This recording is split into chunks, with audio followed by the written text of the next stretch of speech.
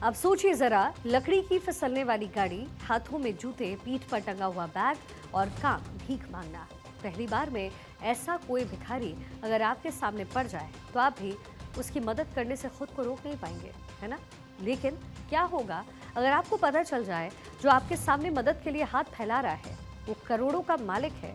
यकीन करना मुश्किल हो सकता है आपके लिए, लेकिन मध्य प्रदेश की आर्थिक राजधानी कहे जाने वाले इंदौर के सराफा बाजार में लोगों से भीख मांगने वाले मांगी लाल की असलियत यही है। मांगी लाल करोड़पति भिखारी है। उसके पास इंदौर के अलग अलग इलाकों में 3 मकान हैं। वो किराए पर ऑटो चलवाता है। लोगों को ब्याज पर पैसे देने के साथ ही उसके पास खुद की स्विफ्ट डिजायर कार भी है। अब आपको बताते हैं कि मांगी लाल की ये सच्चाई लोगों तक कैसे आई। दरअसल हुआ ये कि जब महिला और बाल विकास विभाग की रेस्क्यू टीम ने लगातार मिल रही शिकायतों के आधार पर सराफा बाजार इलाके में कार्रवाई करते हुए मांगीलाल को रेस्क्यू किया और उससे पूछताछ हुई, तब उसने पूछताछ में बताया कि उसने सराफा क्षेत्र में कई सराफा व्यापारियों को ब्याज पर पैसे दिए हैं और ब्याज पर दिए गए पैसों की वसूली के लिए वो सराफा बाजार इलाके में आता है। हमारी कार्रवाई लगातार चल रही थी। इसी दौरान हमें सराफा से कुछ लोगों की शिकायतें प्राप्त हुई थी, पहले भी हुई थी और हमने कोशिश भी किया था, पर हम उसको नहीं पकड़ पाए थे।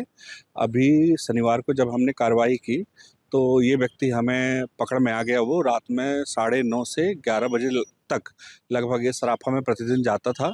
ये लोगों से जाके फोर्सफुली नहीं मांगता था, लेकिन क्योंकि वो ट्राईसाइकिल में चलता था और कहते हैं अपने ऊपर एक कपड़ा रख लेता था उसमें पैरों में और घिसट के आगे जाके खड़ा हो जाता था, तो लोग सहानुभूतिपूर्वक खुद ही पैसा देते थे इसको।